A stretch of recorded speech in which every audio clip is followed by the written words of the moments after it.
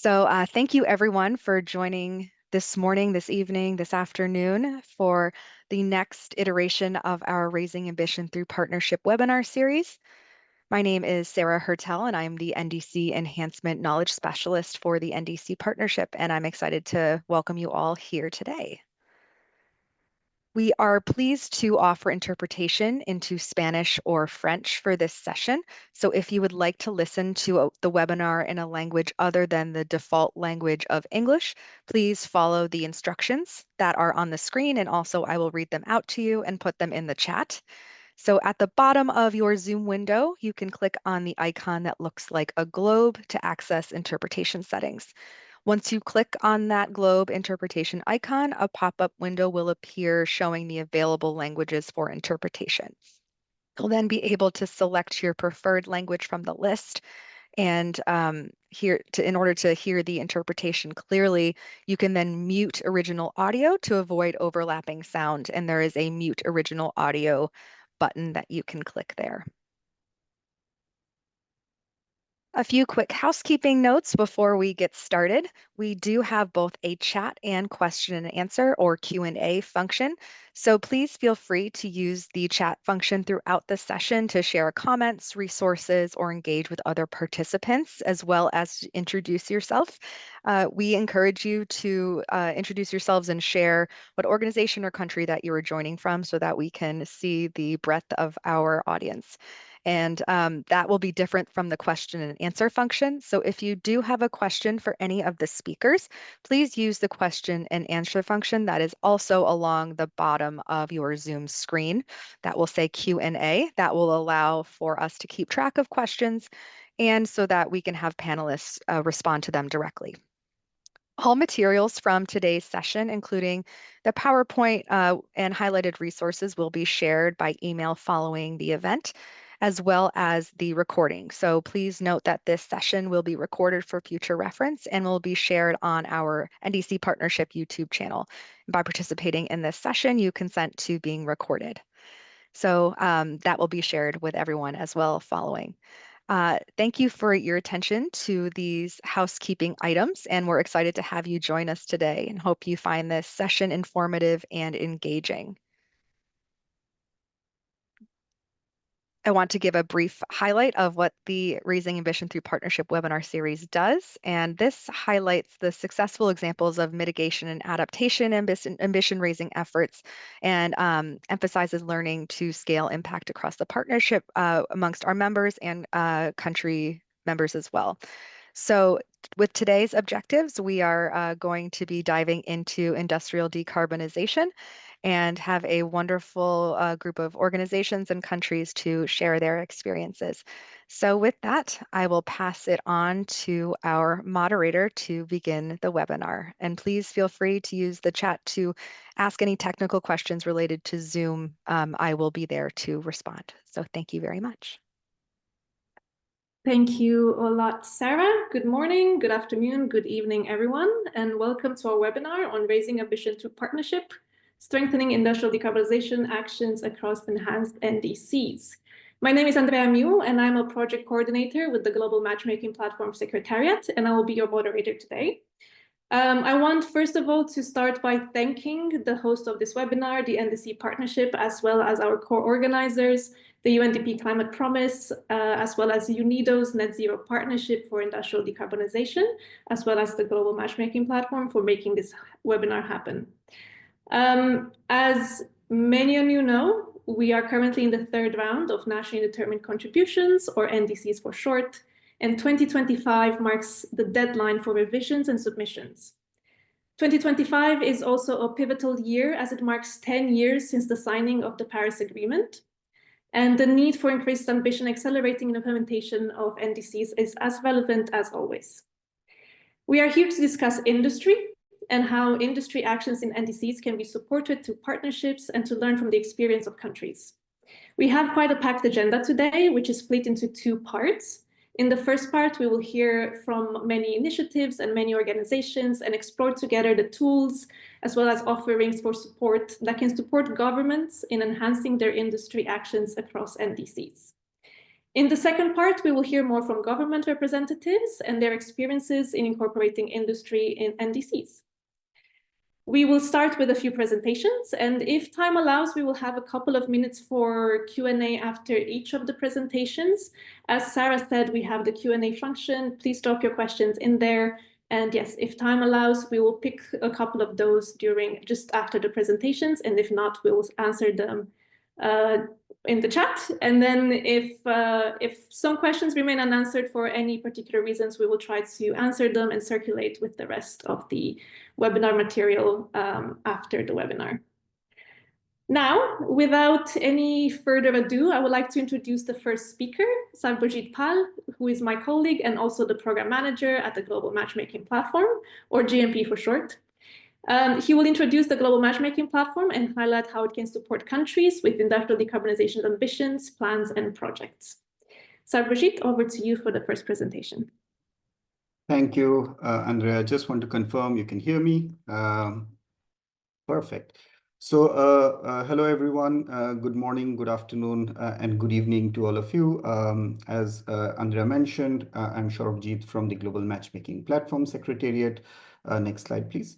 And we'll take you through a quick background about the Global Matchmaking Platform itself, because it's a very new platform, just recently launched, and it has a lot of offerings in particular for countries for industry decarbonization support. Next slide, please. In terms of what it is a single point gateway for emerging and developing countries to raise customized requests for industry decarbonization. And it also, on the other hand, brings together globally leading technical and financial organizations to support these requests for industry decarbonization. And this is essentially why it is called the matchmaking platform. And the long-term view and vision of this platform is to develop project pipelines and accelerate the global industry decarbonization efforts. It is a deliverable of the Climate Club, which is a high-level political forum, and the Secretariat is hosted by the United Nations Industrial Development Organization. Next slide, please. And in terms of the process, particularly speaking here to countries and institutions who are working in the space of industry decarbonization, we welcome requests from countries, which could be any kind of custom request for industry decarbonization, particularly in the hard-to-abate industries like steel, cement, aluminum, petrochemical, and others. We review these requests closely, working with the countries, validate, and then reach out to a pool of delivery partners to do a collaborative joint programming and matching these requests for partners for delivering on these requests. Next slide, please. It was, as I mentioned, launched at COP29 in November of last year. And since then, I'm happy to report, next slide, we have 22 different countries who have reached out to us for a specific industry decarbonization related requests. Several of these countries, we are now in the stage of evaluating these requests and then matching them to potential partners. And how does the landscape of partners look like? Next slide, please. Right now, we have about 22 also partners, which range from a host of partners who are available for providing technical assistance, and several partners who are also financial in nature and are able to provide financial assistance to industry decarbonization requests. Although they have different approaches and formats for funding these requests. Next slide, please. And in terms of the kind of requests that we have been now receiving, I think needless to say, noting the time sensitivity and urgency of action, requests for NDC enhancement support for industry decarbonization actions rank first. However, that said, we have also received requests which are next steps with regards to NDC enhancement actions, which are on MRVs, transparency, all the way up to carbon leakage. Next slide, please. And here, and I think my colleagues from UNDP later will go into further detail, The reality is that as per the latest status update report from late last year, we do notice that only of the NDCs, only 67% include industry as a priority area.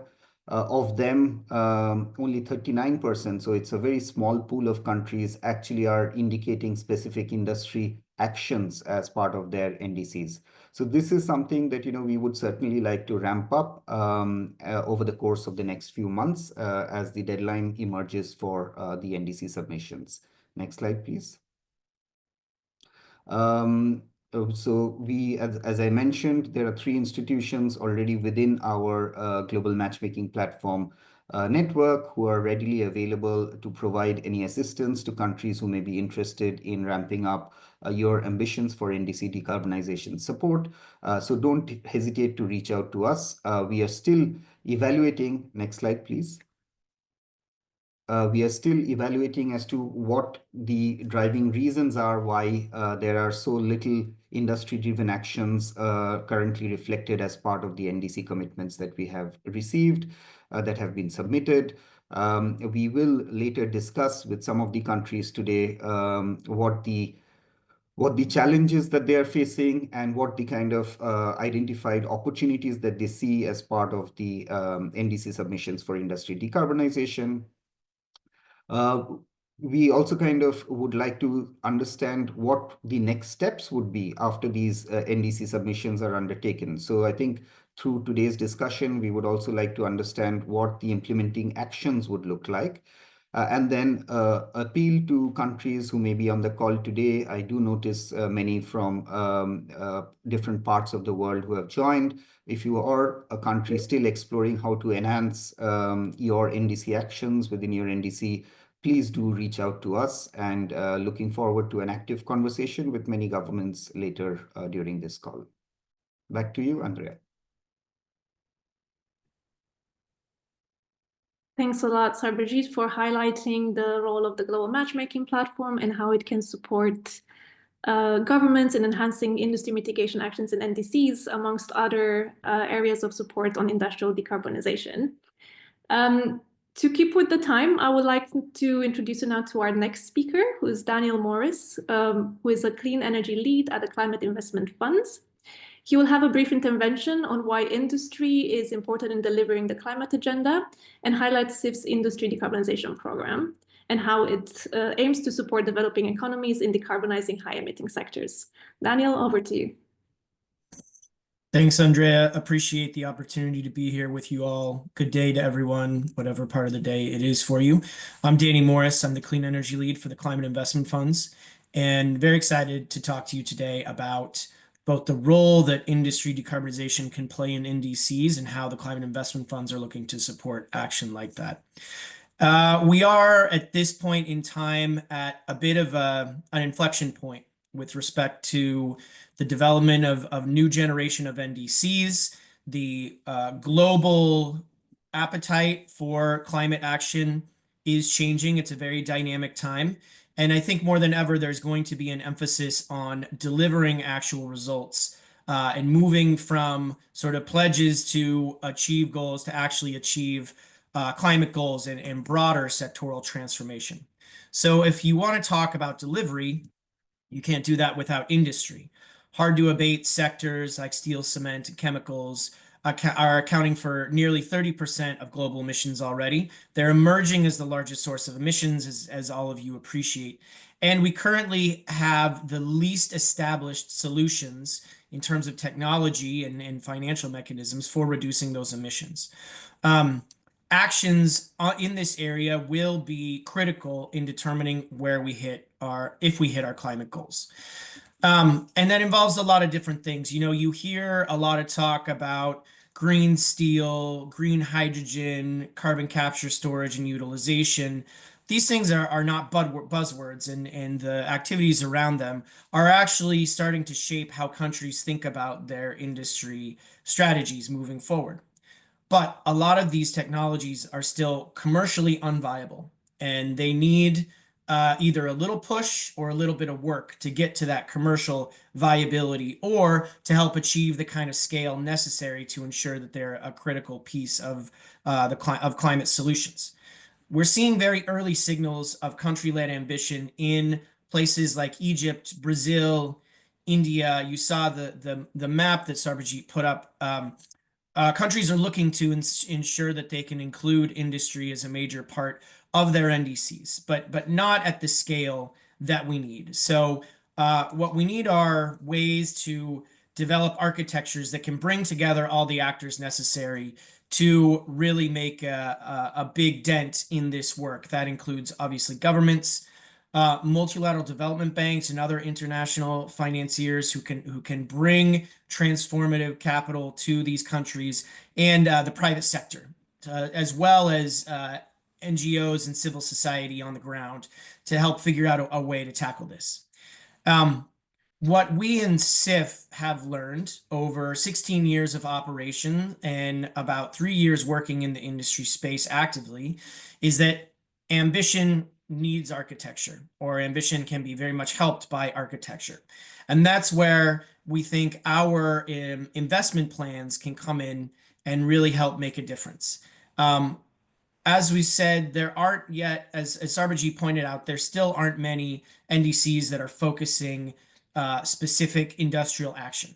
So what we hope to do with the climate investment funds, with our new industry decarbonization program, is provide a framework that will allow for those activities to be better incorporated into NDCs overall, and really help show the way that work in these spaces can be conducted.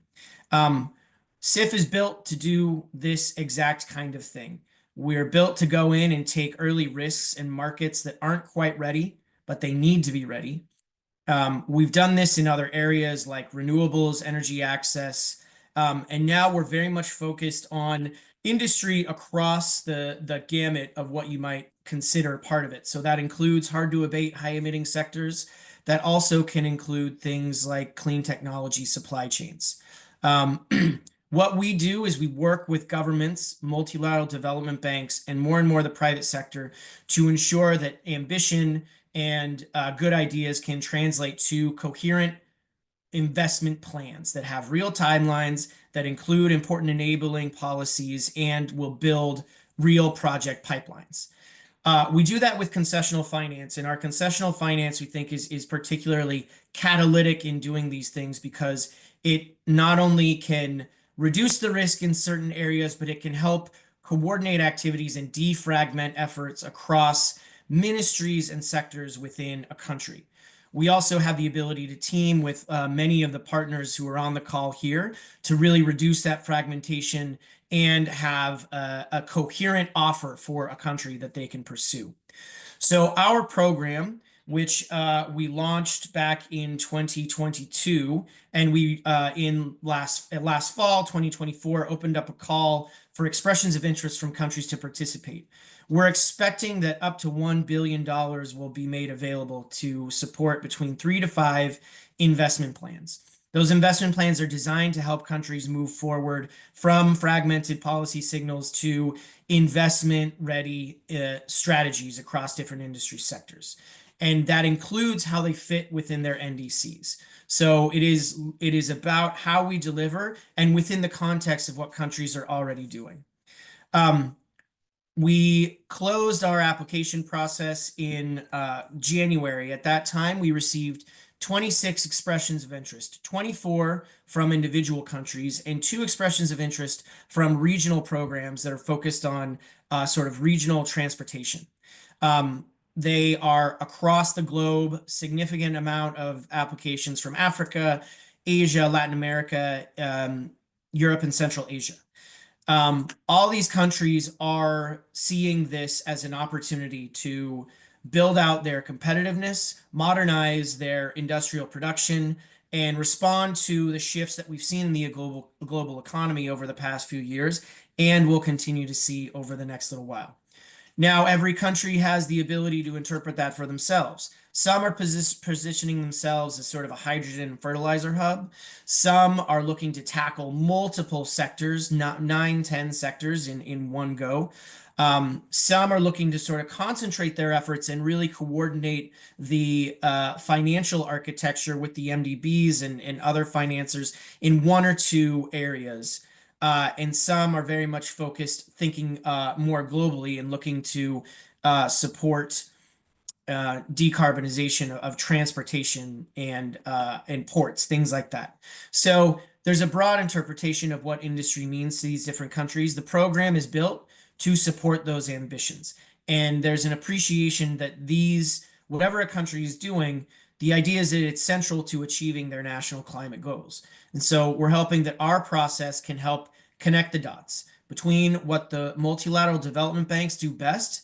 Their 6 MDBs are our implementing partners. We use their strength wherever we can, and you'll hear from some of them a little bit later.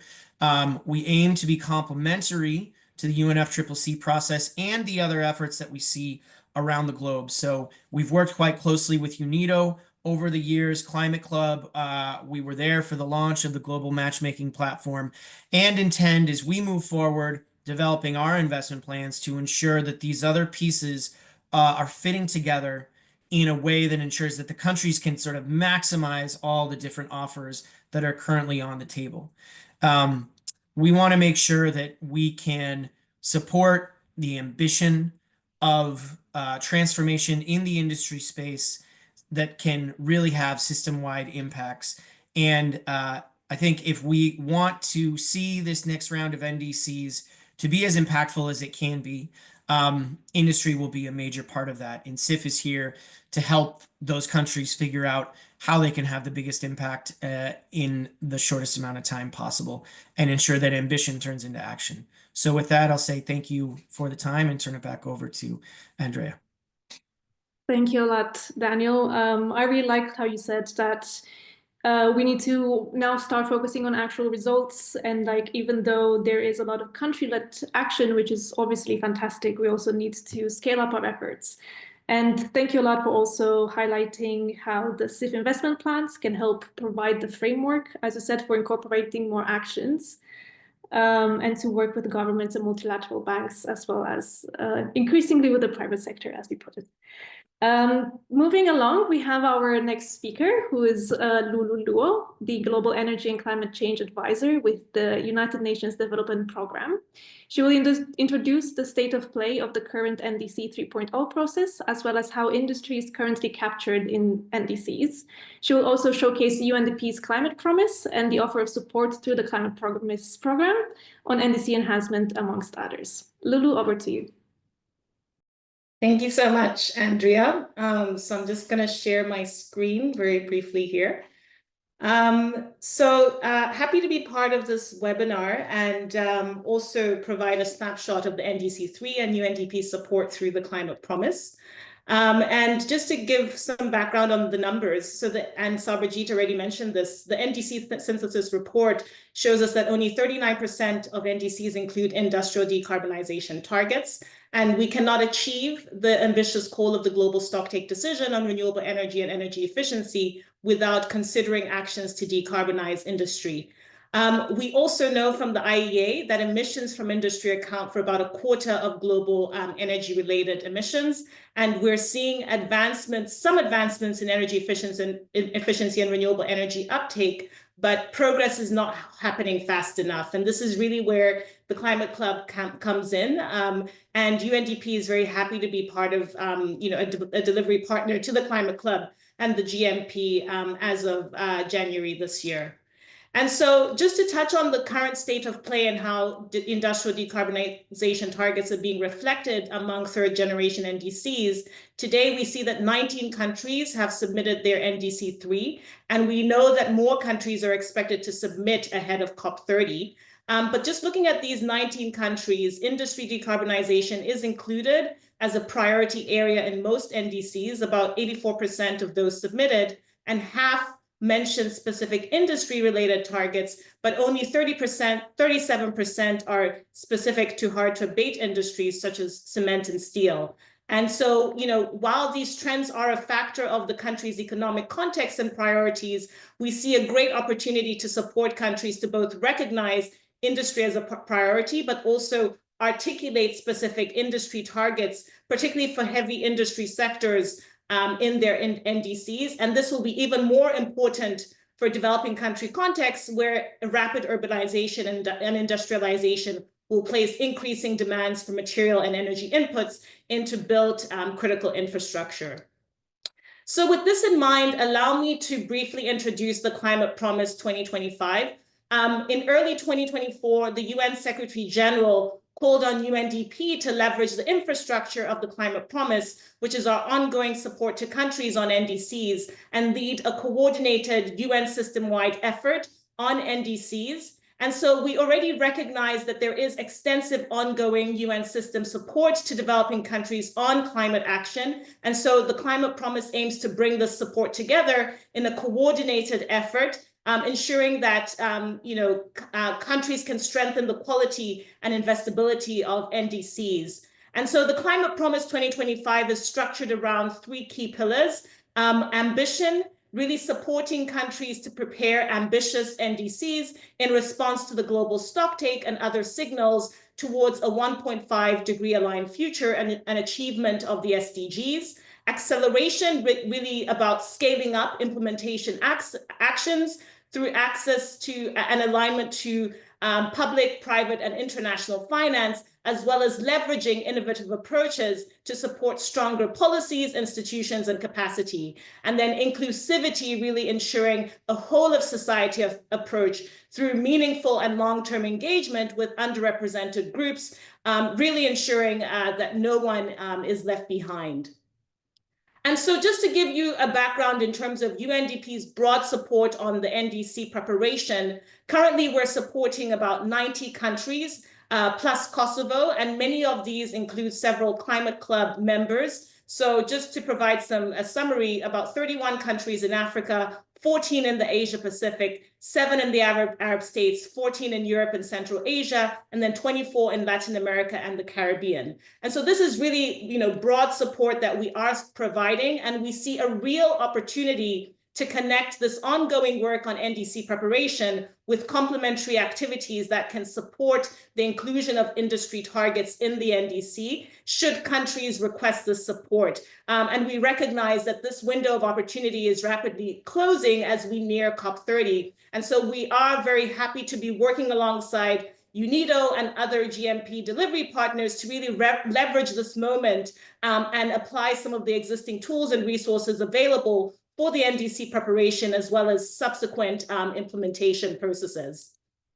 And so overall, UNDP's support on industry decarbonization will support developing country members of the Climate Club, and we are supporting both preparation and implementation. So on preparation, this can be landscape analysis, taking stock of the industry sector, including GHG emissions, consumption, production processes, etc. Also identifying GHG emissions reductions options and also the technology requirements to advance that, as well as scenario modeling to help with target setting or simple policy alignment if countries already have existing industry targets. On implementation, it's really identifying policies and measures to facilitate implementation or doing cost-benefit analysis of these selected measures and looking at their applicability and also alignment with things like the SDG agenda, as well as assessment of investment needs, which might also include helping country identify,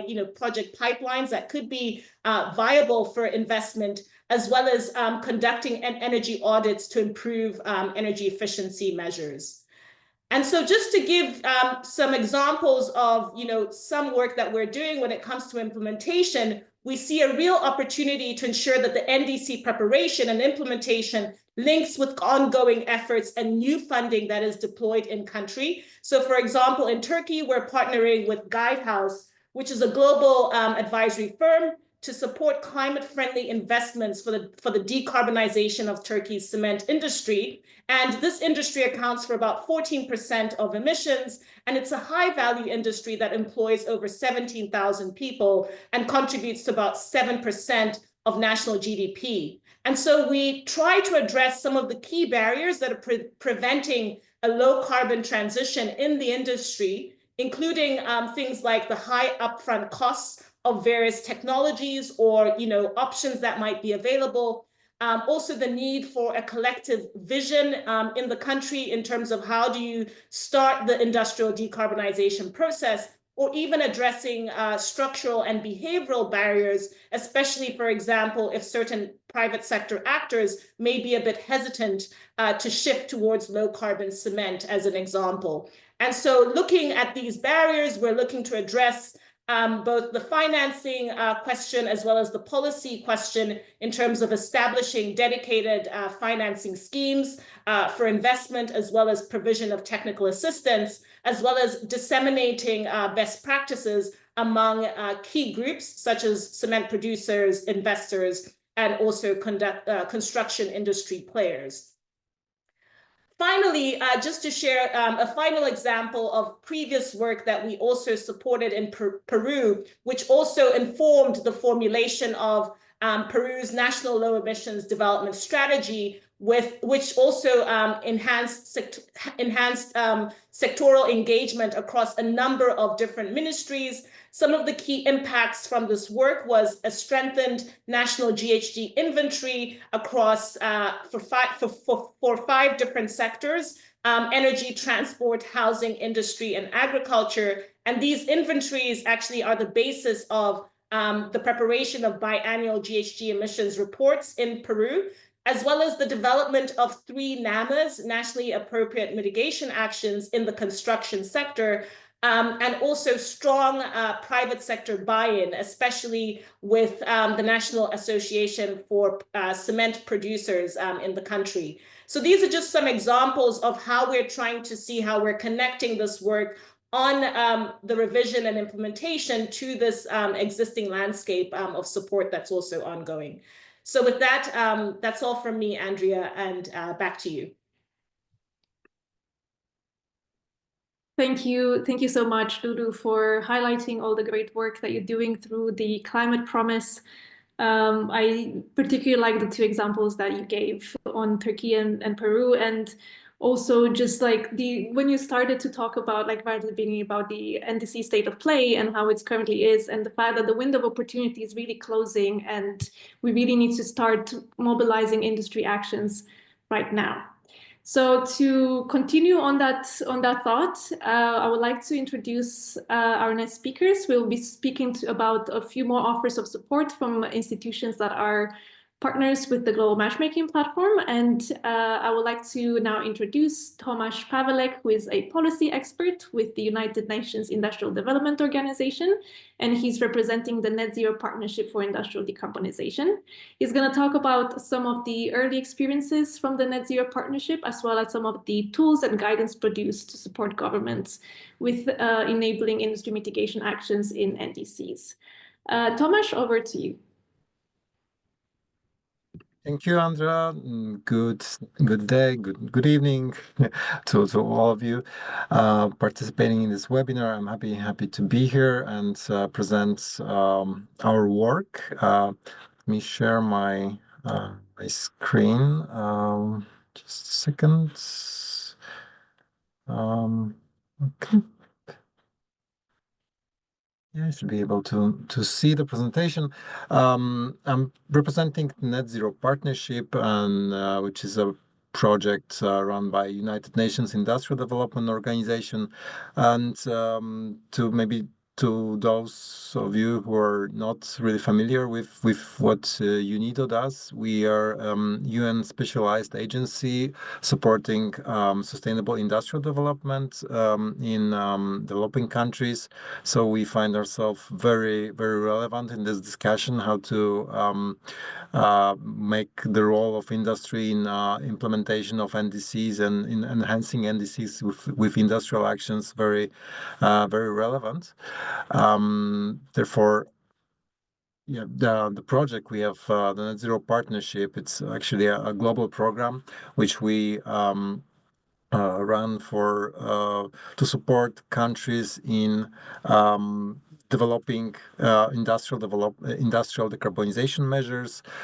We primarily target climate club members, so the countries which are the members of the climate clubs. We focus on heavy emitting industry, which is primarily steel sector and cement sector. So those two sectors are our focus area, and we currently have support for the project from the German government.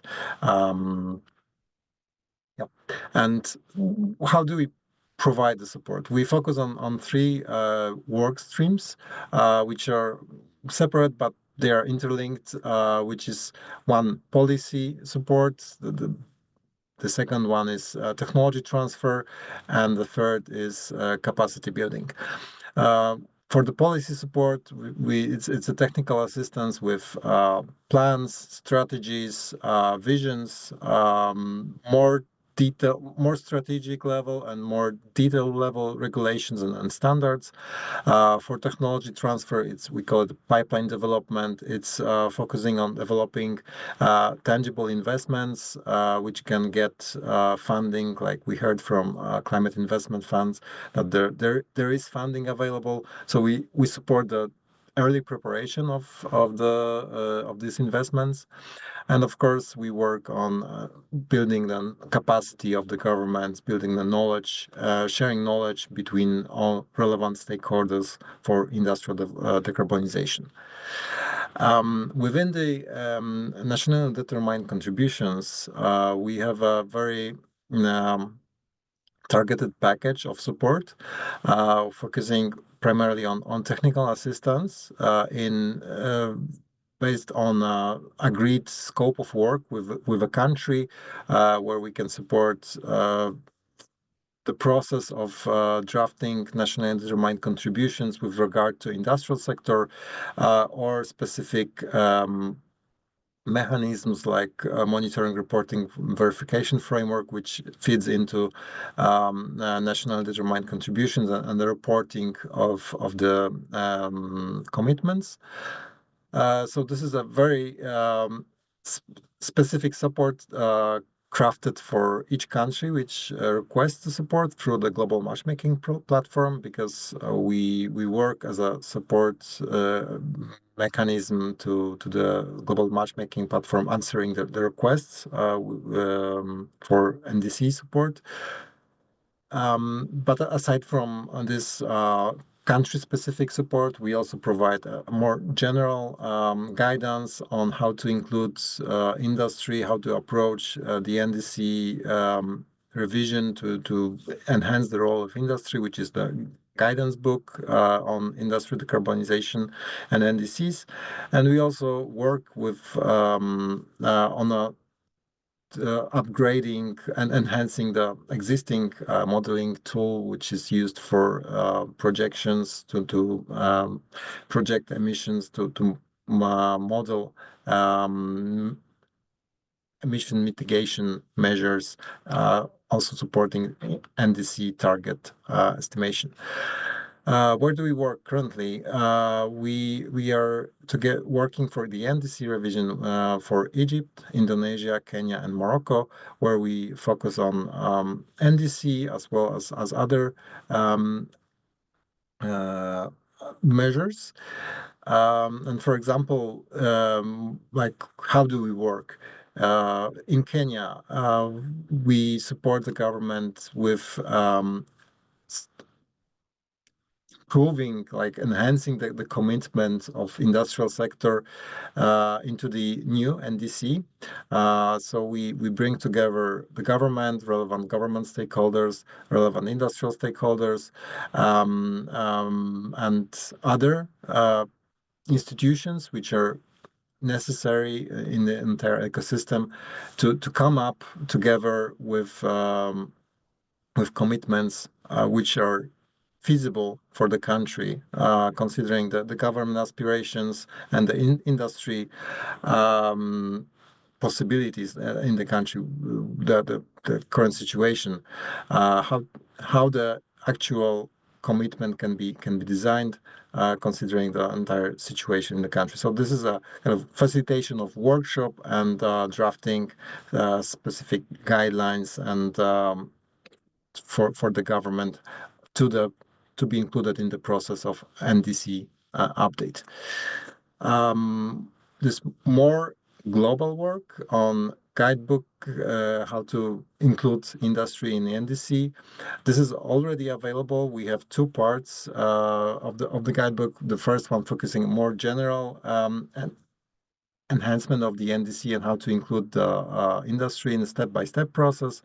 And the second volume, which will be coming soon, focuses more on detailed measures, how to model the measures to set the target, and later how to implement those measures. We also focus on knowledge exchange, building knowledge products based on our experience with the countries and globally, which are available on our website.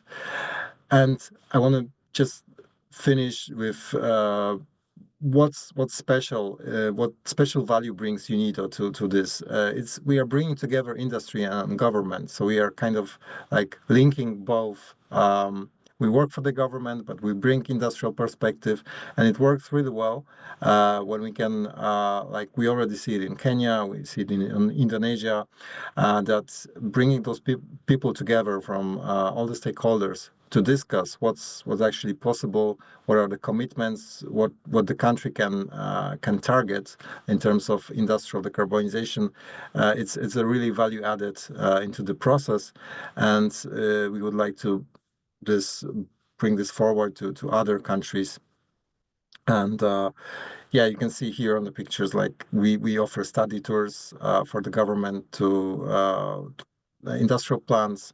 We offer workshops. We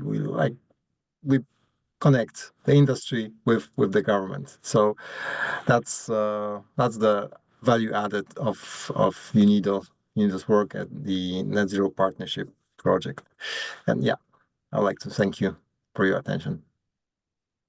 Thank you a lot, Tomasz, for presenting the work that you've been doing through the Net Zero Partnership in support of some of the countries with the updating of the industry actions in their NDCs, as well as presenting some of the guidance and knowledge products that you've produced through the Net Zero Partnership as well. Our next speaker is Megan Meyer, a senior energy specialist at the World Bank. Megan will introduce the World Bank's Energy Sector Management Assistance Program, or ESMAP for short, and how ESMAP supports countries with industrial decarbonization as well as with NDCs. Megan, over to you. Thank you, Andrea. Just checking you can hear me fine? Yes. Great. Thank you very much for inviting me to speak today. It's a pleasure to be here with you. Good morning and good afternoon, good evening to all of you online. As Andrea said, I work for ESMAP, which is a trust fund within the World Bank, and I manage our industrial decarbonization program. So I will give a brief presentation about the work we're doing there and also how it links to the NDC support and the global matchmaking platform. Just give me a moment to share my slide. Okay, here. Okay. Are you able to see the presentation? Great. All right. So the objectives of ESMAP's industrial decarbonization program is to support decarbonization of industrial sectors in emerging market and developing countries. We also seek to advance innovative technologies and business models. A strong focus on leveraging investment, both from private and particularly the private sector, but also from other public resources. We also have a focus on trying to catalyze lighthouse projects that can serve as demonstration for other projects around the world and promote knowledge transfer and capacity building. As of now, we have a focus on hard-to-abate industries that aligns with the mandate that we have from our donor countries. And we can support interventions that would be the classic industrial decarbonization interventions, including electrification, energy and material efficiency, fuel switching, carbon capture, utilization, and storage. In terms of what ESMAP can offer, we have a kind of a wide gamut of services we can bring to our client countries. One is we produce global knowledge and disseminate that knowledge to help increase capacity of all stakeholders in accelerating industrial decarbonization. We also provide grant support for technical studies and capacity building. We have slightly larger grants that we can do for direct investments that would go alongside World Bank Group lending operations. So either a lending operation with the World Bank or with our sister organization, IFC, which focuses on the private sector. So if we had a large lending operation which had some component focused on industrial decarbonization, we could also put alongside that lending operation a grant provided by ESMAP, which would be targeted towards something particularly innovative, focusing on industrial decarbonization within that larger operation. And we also work with our operational teams and the client countries to help leverage concessional and climate funds. One of those being what Danny mentioned, the CIF Industrial Decarbonization Program, as a major focus of our work over the past 6 months and then in the following 6 months as well. So we have been in operations since 2021 and have supported quite a number of countries. Currently, we have 14 countries in our active portfolio, plus 4 regional activities. And that number is growing by the day.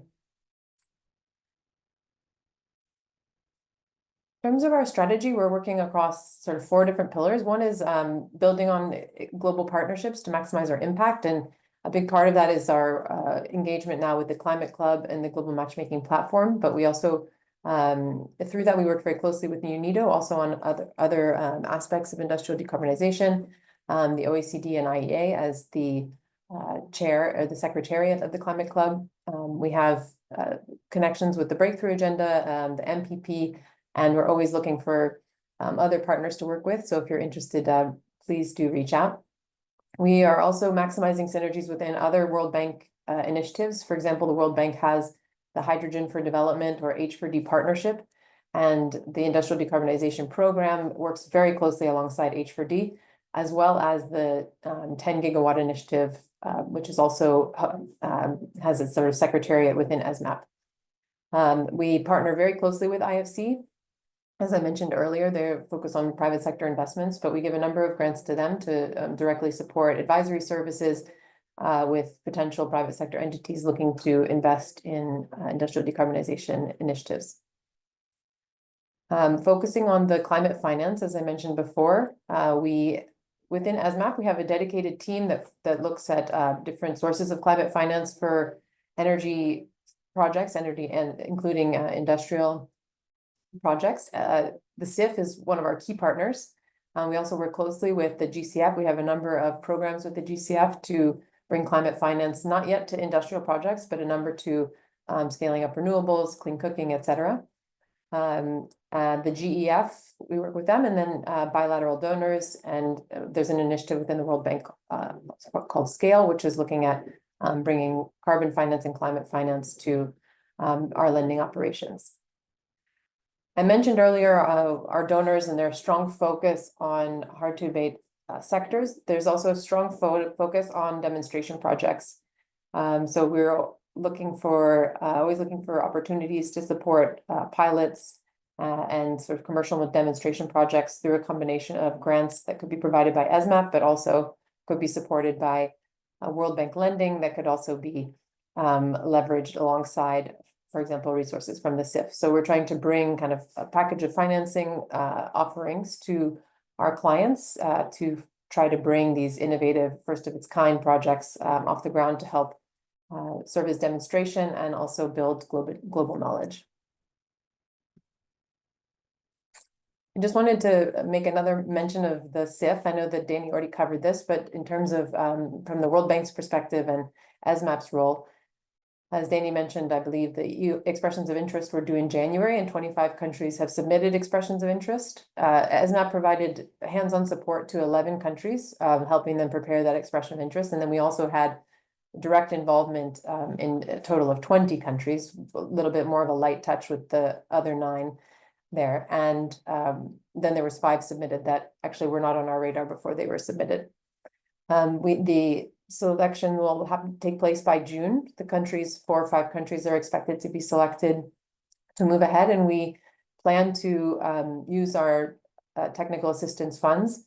It could be through, including through the Global Matchmaking Platform if if desired by the client countries, to support the investment plan preparation. And that's a common role that ESMAP will play when the CIF, there's many different CIF programs that have been rolled out in the past, including, for example, the Renewable Energy Integration Program, and ESMAP has a role to provide technical assistance to help inform the design of those investment plans. So we are geared up and excited about contributing to the investment plan preparation, alongside, of course, the other MDB partners that comprise the CIF MDBs.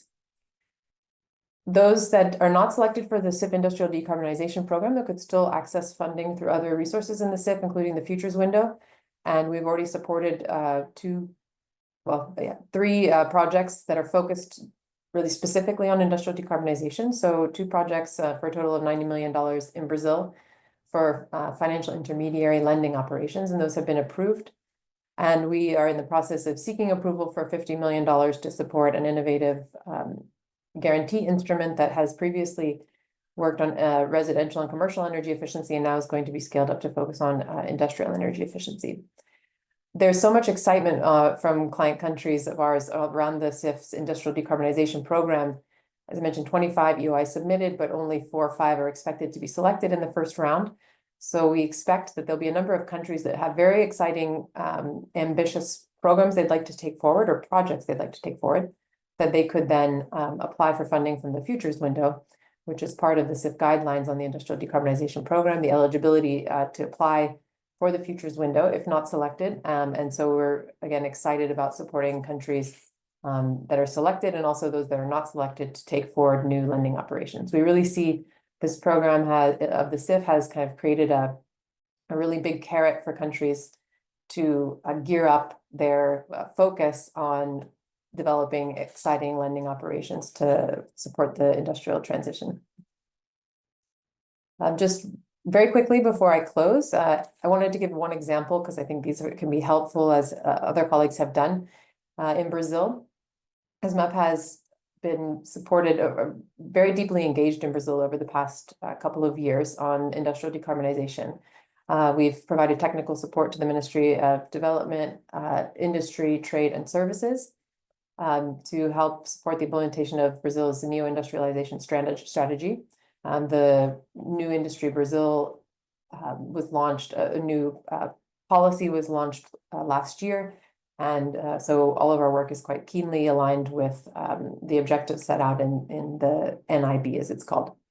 We've also provided technical studies to help prepare, ESMAP provided technical studies to help prepare a new 120 million lending operation to the Green Hydrogen Hub in an industrial complex and port in the northeast of Brazil called PESEM.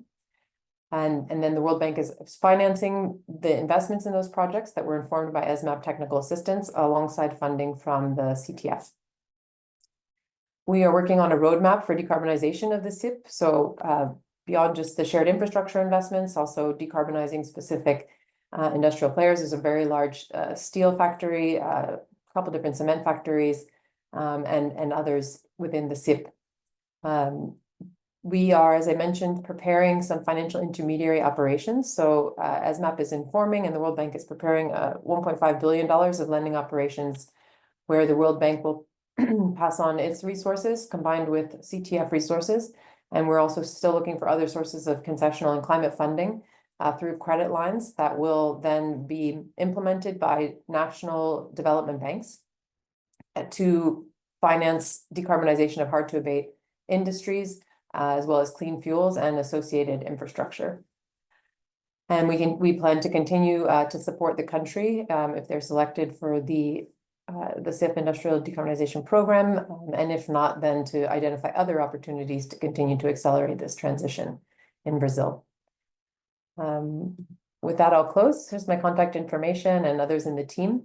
Thank you very much, and back over to you, Andrea. Thank you so much, Megan. Thank you, first of all, for introducing ESMAP, as well as the offer of ESMAP through global knowledge, grant support for capacity development, direct grant investment, as well as leveraging concessional and climate funds. Thank you also for highlighting the support for countries to leverage climate finance for industrial decarbonization and how you worked with CIF on their industry decarbonization program and how you're looking forward to support on the futures window. Last speaker of the first half of our webinar, or the first part of the webinar, but certainly not least, is Tiffany Bass, an energy analyst for clean energy technologies with the International Energy Agency. Tiffany will give an overview of IEA's recently released policy toolkit for industrial decarbonization and how it can support countries in implementing measures defined in NDCs. Tiffany, over to you. Great. Many thanks, Andrea. And so in my presentation, I'm going to mostly focus on the policy toolbox, but I first wanted to highlight a couple of other resources that might be useful to countries as they're updating their NDCs. Next slide, please. And so first was just to highlight our modeling analyses, which lay out the various technology pathways that are needed for the industry sector. You can see on the screen there a link to our net zero guide, which includes information on strategies and milestones for the sector. And some important findings there are, of course, that decarbonizing industry is key to achieving net zero targets, as well as that a variety of strategies are needed. And so when thinking about NDCs, it's important to think about how the nearer term targets fit into the longer term picture, and so how strategies in the near term, like material and energy efficiency that seek to gain, have quick gains in emission reductions, can fit in with some of the longer term strategies. So looking how we can start deploying those transformational technologies like hydrogen and CCS to achieve deeper emission reductions in the future. And so these kind of global pathways can be useful for perhaps benchmarking national targets. Just to highlight a couple, we see at the global level in the net zero scenario, a 20% reduction in industry emissions by 2030 and a 45% reduction by 2035. So I'd invite you to take a closer look at those. Next slide, please. And it can also be that these pathways can be useful for including more detail on technology targets in the NDCs. So one example that we're increasingly discussing is to include targets for scaling up near zero emission steel and cement. So this could be a market share target for 2035, for example, or perhaps a commitment to support deployment of a lighthouse project. And so we have another recently released report that's shown on the screen that goes into more detail about this. And really one of the key messages of this report is that sending ambitious decarbonization signals to industry, such as through NDCs, can really lead to considerable economic development opportunities and be a competitive advantage for first movers. And so we find there that there's really a new major market opportunity on the order of 300 to 600 billion US dollars globally by 2035, which is also open to emerging economies, of course. Next slide, please. And so now getting to the resource set in particular, I wanted to highlight, this is the IEA's policy toolbox for industry decarbonization. There's a detailed version of this toolbox, which has been released a couple of weeks ago under the Climate Club's work program. And we think it can be useful to countries that are looking to incorporate more detail on policies in their NDCs. And this is a repository of different policy instruments that fall into a variety of different categories that are important for industrial decarbonization policy strategy. And so we'd invite governments to take a look at this. Of course, we know you need to select the policies that are appropriate for your own circumstances, but we see that a robust policy strategy would include instruments from a variety of these different categories. And so to give just a brief overview of what's included in the toolbox, we see that there's the need for overarching policies that can provide long-term certainty on decarbonization to sort of the direction of travel, as well as to mobilize finance. There's also a need for targeted policies that are aimed at specific technologies and strategies, such as focusing on scaling up markets for near zero emission materials, as well as support for research and development. And as well as there's a need for policies to provide the necessary enabling conditions. So this includes providing a level playing field globally, having enabling infrastructure such as for hydrogen and CO2, and finally the right data to track progress and enable policies. Next slide, please. And this is just to give a bit of an overview of what's contained in the policy toolbox. So for each of these 9 policy categories, we have a description of its purpose, its role in industrial decarbonization, and considerations for choosing instruments within the category. Then we go into detail on about 50 policy instruments that are across these different categories, including a description of them, when they're suitable, what considerations might be needed for implementation, and some real-world examples of the instruments. Also to note, we go into detail on some best practices that are looking at a number of different indicators for strong policy design. This includes ensuring that policies are effective in achieving their stated objectives, that they're as simple as possible, that they maximize stakeholder acceptability, and also economic efficiency. And so we'd encourage those who might be interested in to take a look at the toolbox, which is, again, available online. And just to close, we wanted to note a few kind of potential benefits of really looking at the policy picture and already thinking ahead on implementation as countries are updating their NDCs. So by including plans for policies, this can enable more detailed targets that are connected to specific implementation measures. This can make targets more achievable because they're actually grounded in the plans to meet them. This can help to increase ambition, as with the right policy tools, more ambitious targets become more possible, and it can also help increase accountability by providing clarity on how targets will be turned into enabling policies. And so, yeah, I'd really invite you to take a look at some of these resources online, and please feel free to reach out if you have any questions. And back to you, Andrea.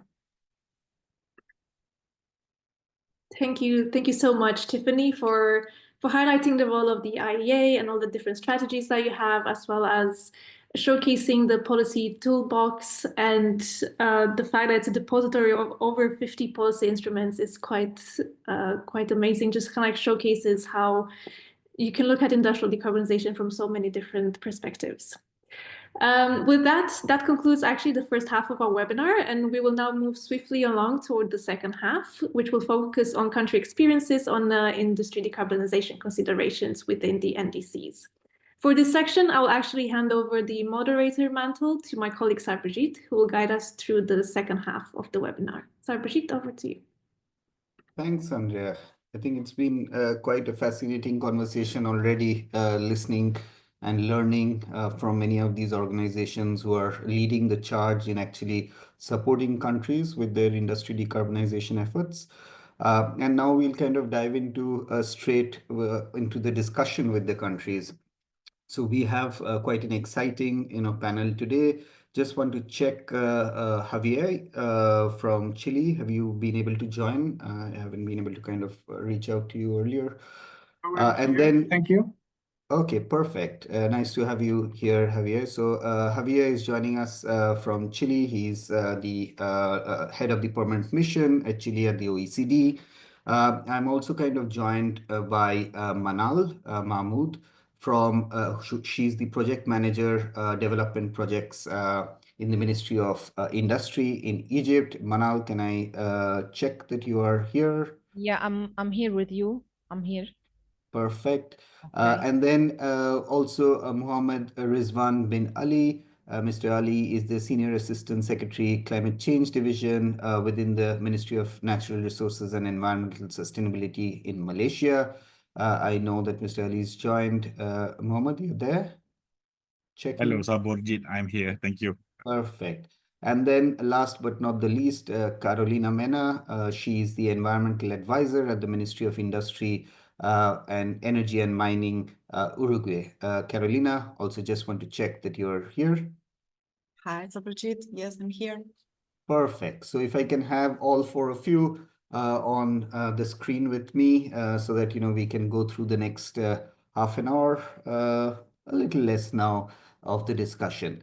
So while, I concluded with Carolina, maybe Carolina, we can start the discussion with you on the work that you have done at Uruguay, given the fact that, you have been pretty much first off the block in having an active NDC, which includes a fair amount of reference on industry decarbonization. What has been kind of your early experience already in terms of drafting this NDC, which also includes a significant amount of industry? Could you share with us your early experiences in actually having an NDC which has a fair good amount of industrial actions already indicated? Okay, thank you, Sarojit. First of all, thank you to the organizers for this space and also for inviting Uruguay to present our experience. Just a little bit of context, maybe.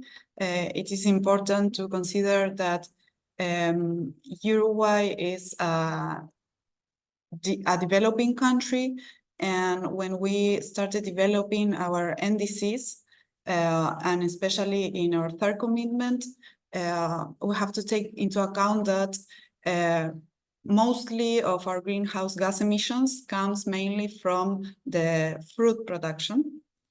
Additionally, we have already undergone a transformation process of our electricity matrix. We have achieved more than 94% of our generation coming from renewable sources.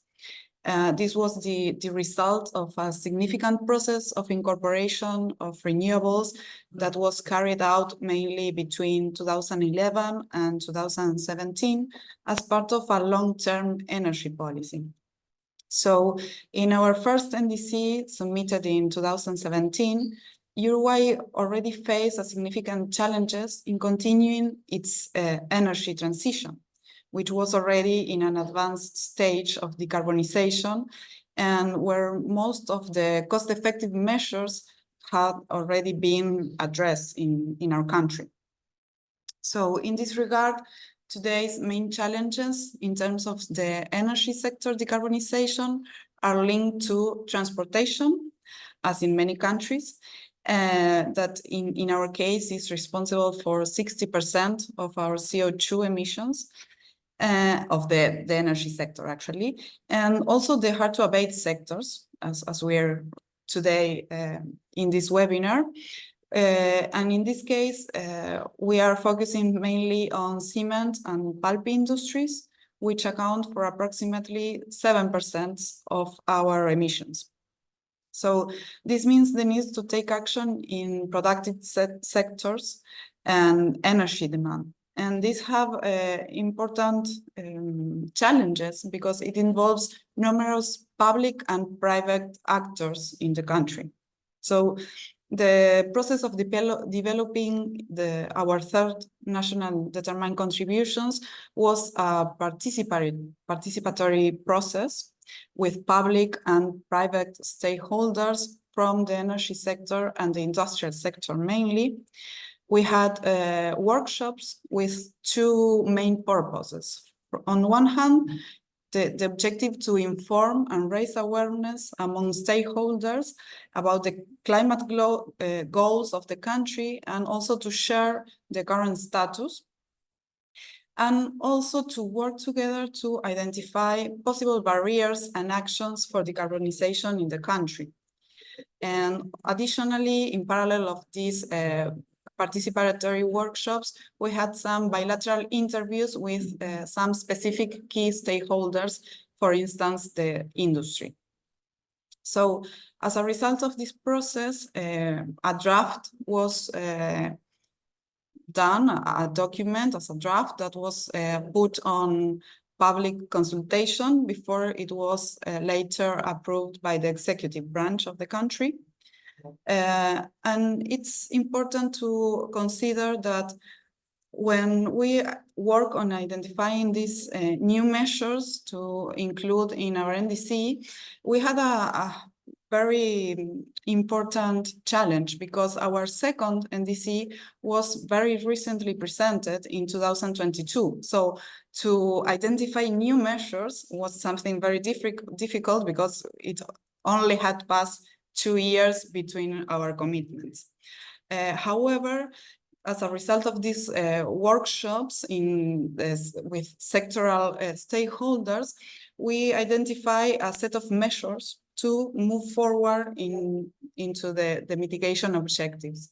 And these measures were included in our third NDC, and we drafted a strategy to organize them under strategic guidelines, So while in many cases these proposed measures require additional and specific implementation support, we believe that the collaborative work with the stakeholders led to progress in terms of raising awareness, as I mentioned, and also to identify this set of sectoral actions to which will serve as inputs also for us, for the ministry, to design public policies to promote decarbonization in different sectors. Another key aspect of our experiences related to NDCs is the institutional framework. And this is, I think, very important.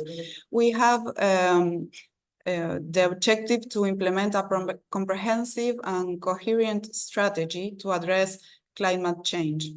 And so in 2009, the National System for Climate Change and Variability Response was created. And this is a space to coordinate, it's a platform to coordinate our climate policy actions in the country.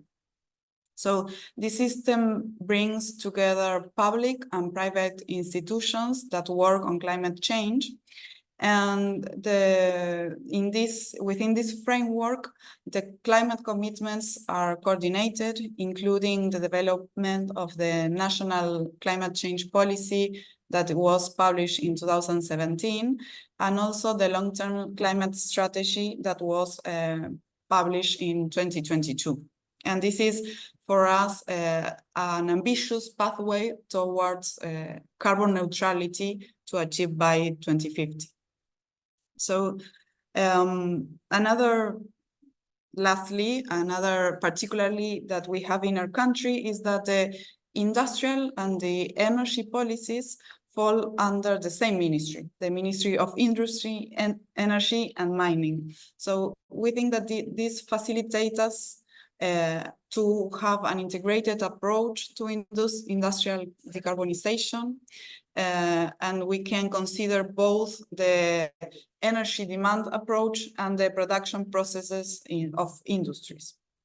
So in this context, one of the strategies that we adopted was to create last year a dialogue roundtable to work as a space for information exchange and experience sharing between public and private stakeholders and also the academia to address decarbonization of clinker and cement production chain.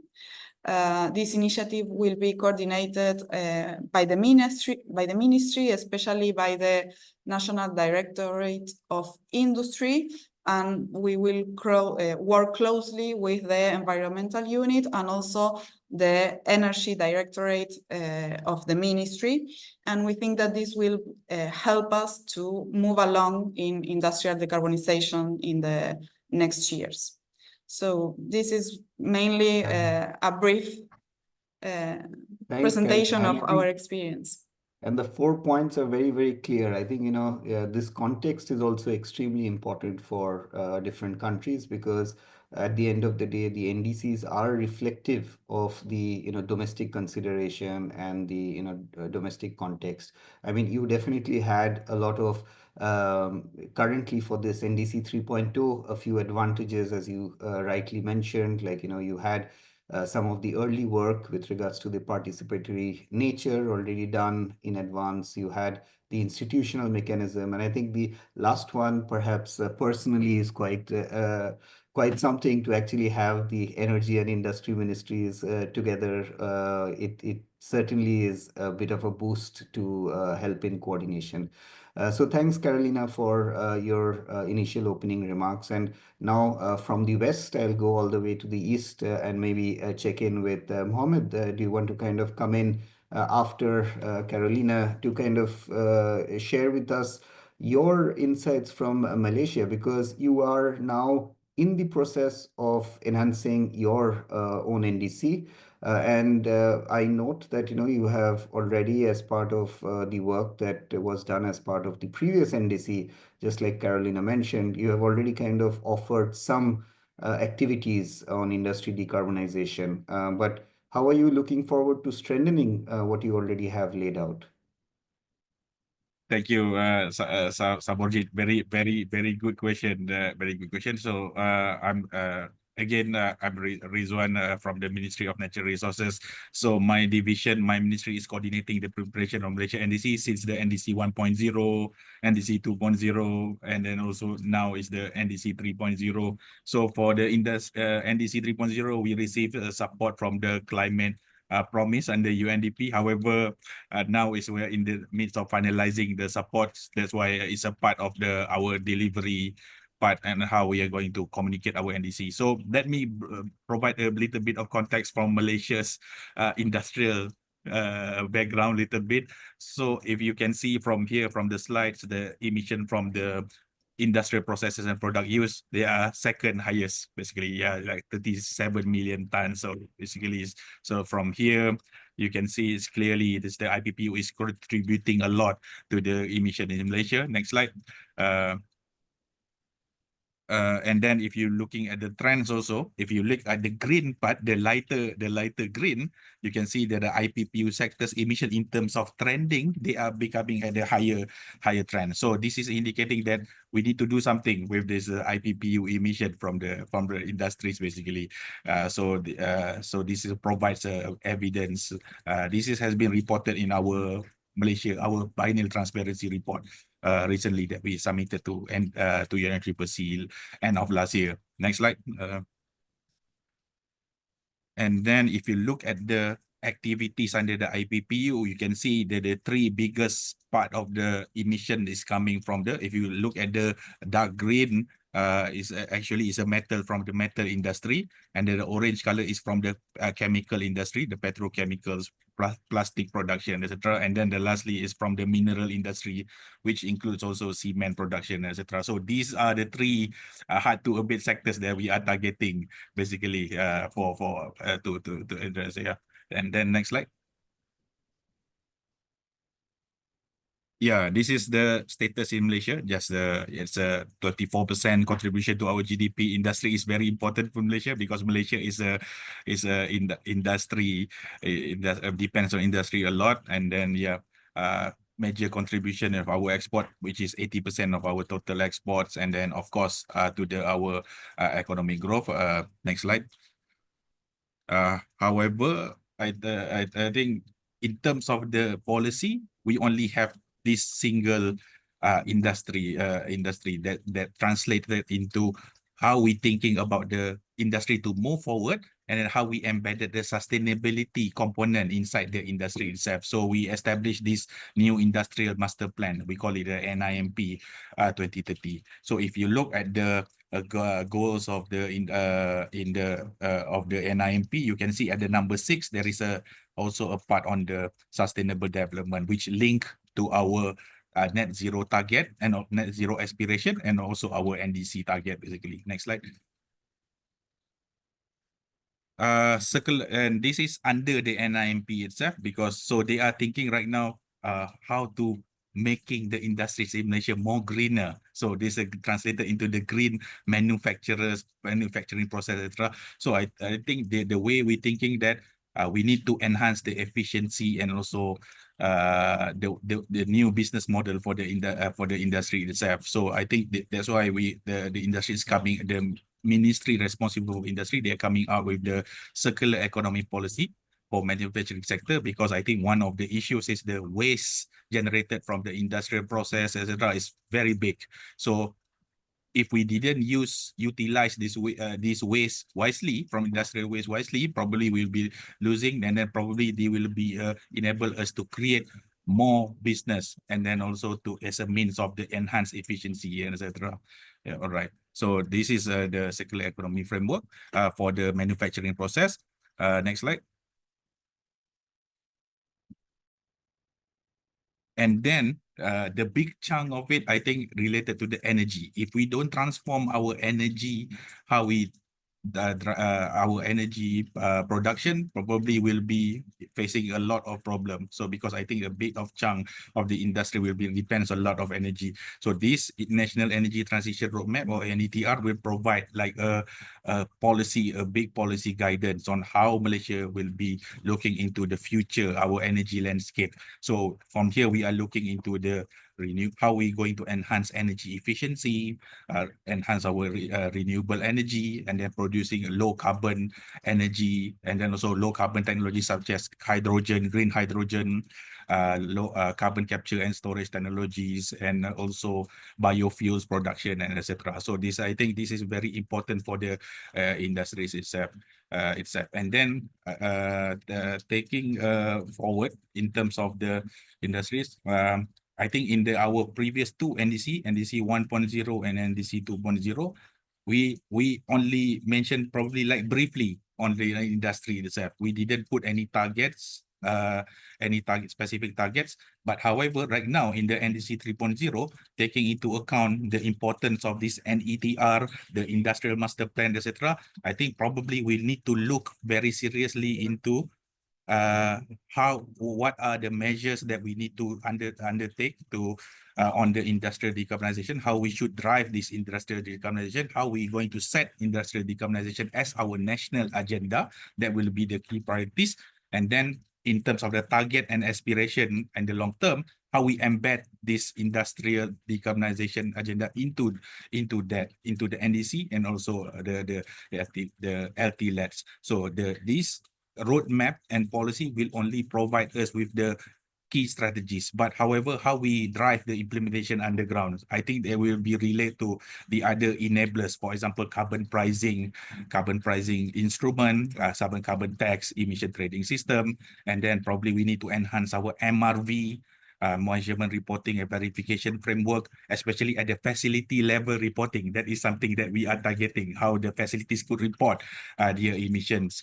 And then the other one is how to empower the small and medium enterprise, because they are among the line at the supply chains, and then how the industry itself could implement their own measures. For example, cement industries, how they do, for example, electrification, enhance the electrification process, moving away from the blast furnace or blast off furnace, maybe using a more advanced electric arc furnace to produce near the new thing that I learned here is the near to zero emission steel, something like that. So how we could move towards that, because I think Malaysia also is exporting our products to at the international level. So probably the impacts of the carbon border adjustment mechanism, not only EU, UK is coming out with their own CBAM, Canada is coming out, Australia is coming out also. So probably they will be creating a little bit of impact into the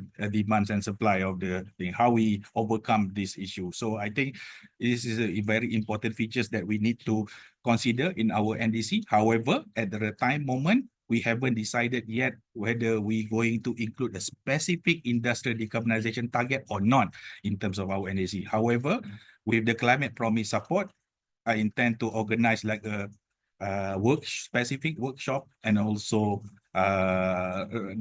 roundtable with the industries, in order to get their views on how we should move forward, taking into account also Malaysia now is a part of the climate club. So the discussion in the climate club, and then also the supports that we receive, and also through this NDC partnership, how we should move forward our industry. Thank you very much. Okay. Thank you so much, Rizwan. I think this is very clear in terms of the fact that you have already charted out that across both these two roadmaps that you have, I mean, these would be providing you the blueprints for possible numbers or metrics that you would be looking forward to for building some kind of a target, hopefully as part of your NDC enhancement process. So I think we will look forward to that. I think some of the key sectors that you mentioned, of course, on the metals, on the fact that you'll have to kind of measure significant amounts, noting the fact that a large amount of these products are also globally traded. We do, as I mentioned upfront in my previous presentation as well, I think this is also something that countries would want to kind of learn better and understand better what implications these kind of climate border adjustments for specifically on carbon would have on their domestic industry. So I think on that note, maybe I move to you, Manal, in Egypt. I think you have already been taking a lot of proactive actions for your industrial sectors. And some of the topics that Rizwan mentioned are also relevant for you. I mean, there has been a lot of effort that you've been doing to get the various stakeholders together for specific dialogues and discussions on industry decarbonization. So over to you. What are the actions that Egypt is already kind of taking in raising the ambition for industry decarbonization? Hi, colleagues from UNIDO, Global Matching Platform, Climate Club, NDC Partnership, Net Zero Partnership, UNDP, and distinguished partners. A very special thanks to Dr. Jihan Bayoumi, Deputy UNIDO representative in Egypt. It's my pleasure and honor, Sabujiti, to be with you today in this important event on behalf of the Egyptian Ministry of Industry. First of all, I'd like to thank JMP and its team for their support, prompt response, and the very beneficial and dynamic path which they avail for the Egyptian Ministry of Industry in order to reach its decarbonization goals. Second, allow me to share Egypt's views on the importance of industrial decarbonization and next generation climate targets and how this importance will be reflected in Egypt's NDC, the new version for 2025. Actually, decarbonization of sectors, namely in Egypt, energy, transportation, petroleum, and industry is high on the Egypt's agenda since those sectors are considered the priority sectors for Egypt's NDC for the new version of 2025. And Egypt's proactive engagement in environment and the climate action evidenced by the development of national policies, measures, and projects as nexus of decarbonization ecosystem in Egypt and how to comply with the new version of our NDC, even with the Egyptian minimal historical contribution to the global GHGs emissions. It's about 0.6% of the global. A very good sign that Egypt hosted the COP27 in 2023, and actually Egypt achieved remarkable progress and outstanding steps in decarbonization track in general and in manufacturing and industry in specific. To answer your question, Sarbjiti, we can illustrate policies and commitments of Egypt on industrial decarbonization via pillars of decarbonization legislative frame, decarbonization institutional and organizational frame, decarbonization efforts intensify on the real ground. And when it comes to manufacturing and industry legislative frame, that support our support the actions have been taken to be reflected in our new version of NDC. We can refer to many legislative frames, like, for example, Sustainable Development Strategy, Egypt's Vision 2030, National Climate Change Strategy 2050, Industrial Development and Trade Enhancement Strategy 2024, Egypt's updated NDC 2025, Prime Ministerial Decree number 4664, launching first regulated voluntary carbon market in Egypt, integrated the Sustainable Energy Strategy 2035, National Long-Term Low Emission Development Strategy issued in 2018, Low Carbon Pathway and Action Plan, National Strategy of Low Carbon Hydrogen 2024, Green Information and Communication Technology Strategy 2017, and many approaches, green, bio-based, and circular economy initiatives, programs, and projects which implemented in Egypt and give a very big push to industrial decarbonization in Egypt. When it comes to manufacturing and industry decarbonization institutional frame, Egypt has numerous institutions concerned with low carbon economy and decarbonization process. I'd like to focus on some. General decarbonization concerned bodies such as Ministry of Environment and the National Climate Change Council. Manufacturing and industry decarbonization concerned bodies such as Ministry of Industry affiliates, for example, Technology and Innovation Industrial Council, National Cleaner Production Center, Egyptian Organization for Standardization and Quality, and its specialized environmental performance unit. When it comes to the Egypt National Cleaner Production Center, it acts as a vehicle for promoting green technologies, transfer and innovation for the Egyptian industry in the fields of resource and energy efficiency, industrial waste valorization, renewable energy applications, productivity, enhancement, environmental performance, competitiveness, etc. When it comes to Egyptian Organization for Standardization and Quality, EOS, it's issued its first carbon footprint report in 2025 and is internationally accredited as a verification and validation body and serve Egyptian industrial system in accordance with green economy and decarbonization operations. Actually, EOS, the Egyptian Organization for Standardization, established a unit, it's called the Environmental Performance Unit, which concerned with environmental performance, environmental marks, carbon, hydro, and nitrogen footprints. And this unit is accredited by the Egyptian Accreditation Council, EJAC, which in turn internationally accredited as the first Arab qui est lui-même accrédité. Hello? Hello?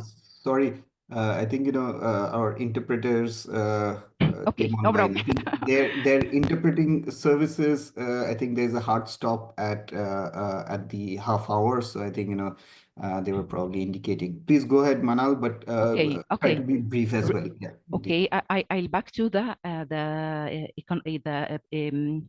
Environmental Performance Unit is accredited by the Egyptian Accreditation Council, EJAC, which in turn internationally accredited as the first Arab and the African accrediting conformity assessment institution to have the approval from the European Accreditation Institution. This body, EJAC, the Egyptian Accreditation Council, extend its accreditation scope to include Egyptian policy to make Egypt as a regional voluntary carbon market of carbon emission certificates and GHGs emissions and footprints, etc. So we are, as Egyptian industrial community, very, very active in decarbonization, treating and dealing with. When it comes to manufacturing and industry decarbonization efforts intensify on the real ground. We are talking previously about the theoretical framework, the institutional framework, the legislative framework. Now we will go to the real ground. Actually, decarbonization efforts intensify in Egypt, concerned with energy sector and manufacturing sector.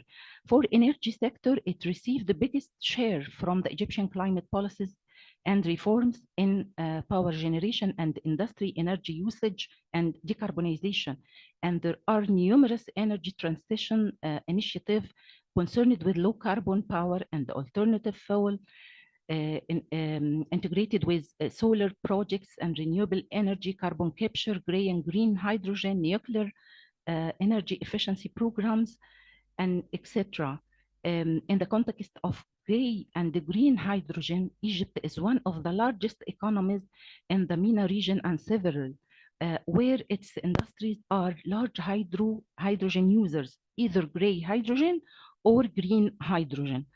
And Egypt is also considered as one of the first countries producing green hydrogen in Suez Canal Economic Zone and others in Egypt. Regarding the CDR, CCS, and CCU, the carbon capturing and usage, storage and usage, and so on technologies, Egypt currently has no much projects. However, the authorities have been proactive, very proactive in this regard. When it comes to manufacturing and industry, it's focusing on reducing the industrial sector carbon emissions through resources and energy efficiencies, renewable energy adoption, low carbon process enhancement, and rearranging and replanning the industrial parks, the Egyptian industrial parks, and their applications and operation to align with green economy and resource efficient and cleaner production recipe methodologies, which are implemented by UNIDO for the benefit of Ministry of Industry, Egypt. We can also illustrate significantly improvements in energy efficiency across the industrial sector, targeting both energy intensive industries and SMEs. And our strategy focuses on reducing thermal energy consumption by 10% in key industries like cement, steel, fertilizers, and ceramics, and other heavy emitters industries. Many energy industry Manal, if I decarbonization may projects. just ask you to wrap up so that I can allow Javier also to come in. But yes, please go on. You can complete. Okay. I go? Please Okay. wrap up. Yes. Last points. Many energy and industry decarbonization projects have been implemented regarding the energy management systems and energy optimization measures. For example, industrial energy efficiency, solar heating in industrial process, motor efficiency improvement, all in the line with decarbonization process in Egyptian industries. Also, a photovoltaic system is a success, a very, very success story of solar system projects implemented by UNDP in Egypt. And it took me hours to talk about the CO2 reduction in a lot of Egyptian factories and companies like Nissan Motor, oil refining companies, Egyptian European pharmaceutical industries, and so on. Also, Egypt is very promoter to the development of eco-industrial parks to enhance resource efficiency and aligned with decarbonization through industrial symbiosis. And it's very active in Egypt, the industrial symbiosis that guarantee the cooperation and collaboration between all industries. The waste, to not, for example, to not waste the energy or heater. So we can other factory or other company can use the leakage of heating as a result of industrial process to be reused in another factory and so on. This is what industrial symbiosis means. Also, Egypt is promoting for bio-based industries and come to the mother nature to avoid the high levels of carbonization. And also Egypt working on the cement industry in a specific to be or transfer this industry to be low carbon. And Egypt has a lot of plans, includes improving energy efficiency and partially substituting the traditional fuel in cement industry with the alternative, according to Ministerial Decree number 49, 2021. Also, Egypt has or planned to have green cities. Besides green industrial parks, Egypt planning to have green industrial cities, comprehensive cities, like Obor City. Obor City is an Egyptian city, was selected to be developed as a sustainable, environmentally friendly, residential and green industrial city. It hosts large and medium and small industries from various industrial sectors, which appear to green, prepared to be green industrial enterprises and aligned with decarbonization measures and procedures. Last but not least, yeah, last but not the least, but I think, on that note, I will move on to Javier, and maybe then, if we have a moment, we'll come back to the last point, Egypt mobilizing efforts of training and raising awareness of resource efficiency and decarbonization among SMEs and large industries in regard of EE, MEPS, ESCO, CBAM, and etc. Thank you so much for your listening. No, but And thank you, I'm Manal. sorry for being long. No, the wealth of information that you shared, I think is very helpful. Like, I took, of course, a lot of running notes, but at the bottom line is all of these, we need to find ways to kind of see how to integrate and incorporate them in the NDC process as well, because there is a lot of action and a lot of good, ambition that, as a country, Egypt already has on industry decarbonization actions. I think it will be a bit of a missed opportunity if we are not able to, capture those and address those as part of also the NDC process. So needless to say, we are here looking forward to supporting that enhancement process. And on that note, over to you, Javier. You've been waiting for a long time for being the last speaker. But as being the co-chair of the Climate Club and in a way also therefore a part host, I guess you'll take our slightly delayed come to you. But over to you, Javier. Chile has been taking a lot of leadership in the conversation with regards to industry decarbonization. Um, you have been a powerhouse of clean energy, which I think several colleagues have mentioned is also a bit of a strong steer for actually decarbonizing industries. But you are now looking beyond. You're looking to address actual decarbonization in some of your key industries across mining to cement and others. So over to you. What are your priorities as part of the overarching NDC enhancement process, which is ongoing? Okay, thank you very much. I will focus mainly on what we are trying to do on the cement industry, but I will touch other aspects. So we have a national wide economy mitigation goal of carbon neutrality by 2050. The third NDC is now under its process of elaboration, specifically in the public consultation process. So we expect to have it in the mid of this year. For our mitigation goal, the half roughly come from forest capture, including native forest and exotic species plantation. So this is very important because it has still an important presence in our national inventory. Roughly 50 million tons are captured by our forests of a total of 111 million tons of emissions from the other sectors. And the other half of our NDC will be through the energy transformation, including industries, waste, so on. Now it's very likely that the electricity production has plateaued in terms of its emissions. We need more years because our last inventory is from 2022, but the last 4 years in our inventory has no sign of increasing emission from the electricity production.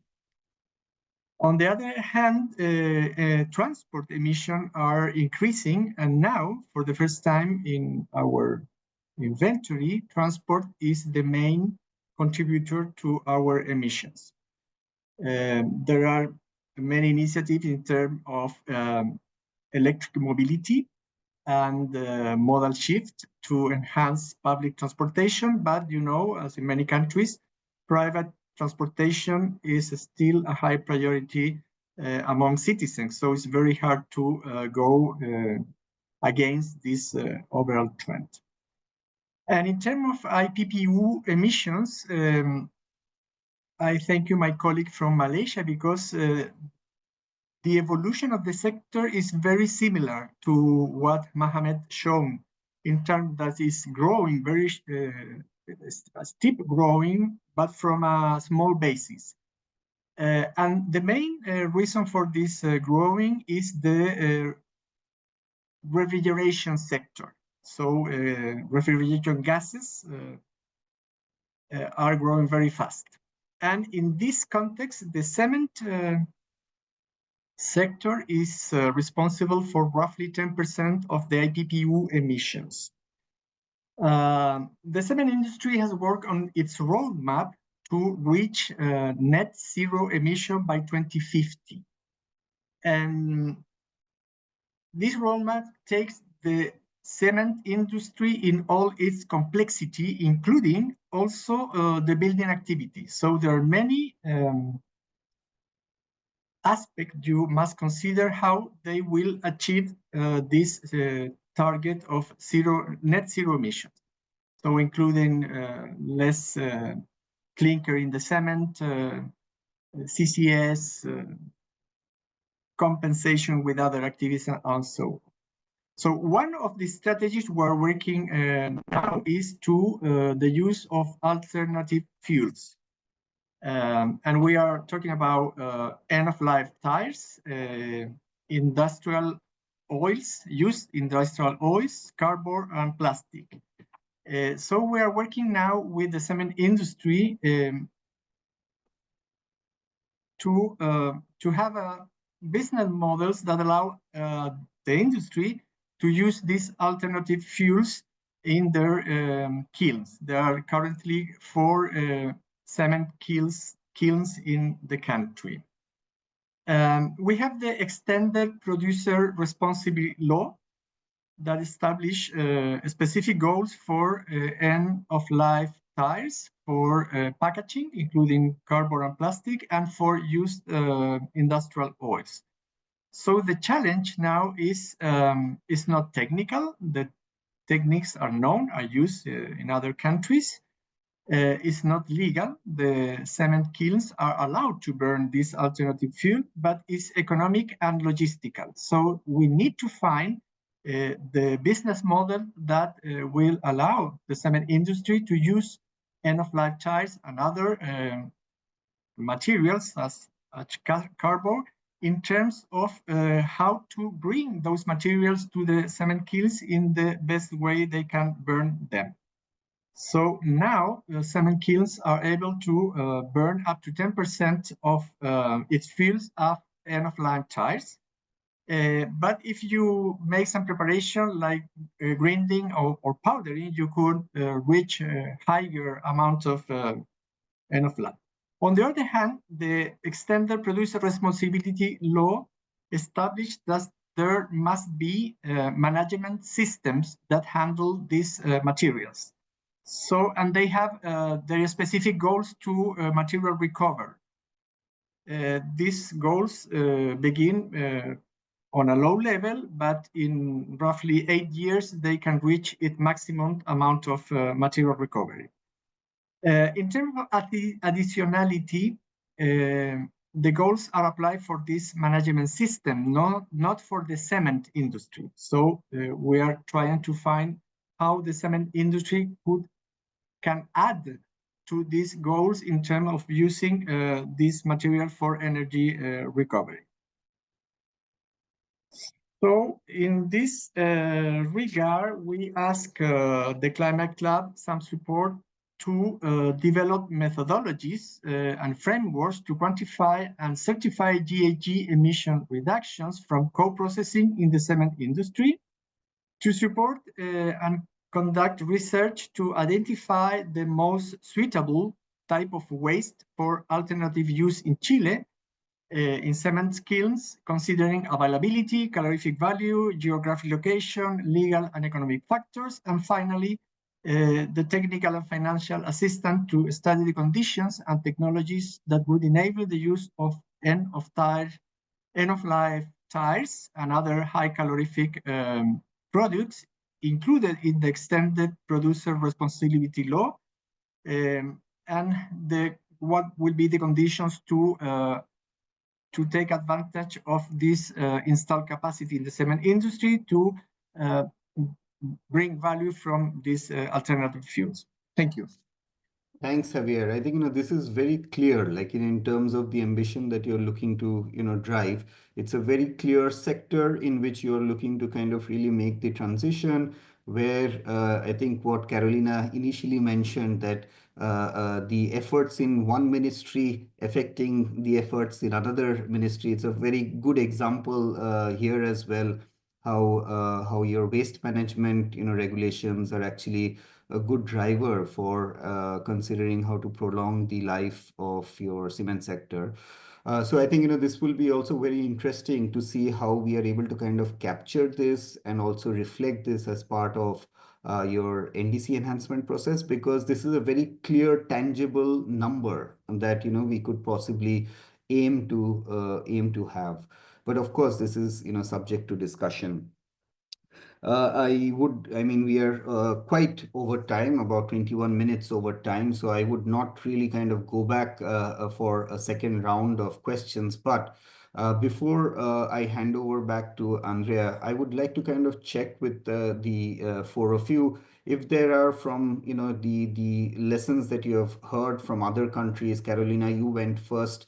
Were there anything that, you picked up from some of the other countries which you also kind of relate to and feel that in the context of Uruguay, which will also be impactful? For instance, Javier mentioned the cement sector, and you noted that this is also a priority for you. Perhaps there is a bit of cross learning that we can do in the region. So Carolina, any immediate reflections from you before we close? Thank you, Sarwajit. Yes, I think, of course, to exchange experiences between neighboring countries is very important, and we can learn from each other a lot. This is one of our challenges, and many things that Javier mentioned we are already addressing, like mixing end-of-life tires. We also have our extended producers responsibility decree. So a lot of things that we are doing are practically very similar, and we can learn and advance in a faster way, I think, if we exchange our experiences. Yes, and I think this is going pretty much into that discussion that we want to have next time around, which is the implementation, conversation. So I think on that note, Rizwan, anything from your side that you picked up and you would want to kind of have highlighted as a bit of a learning for you and how you can collaborate? Yeah.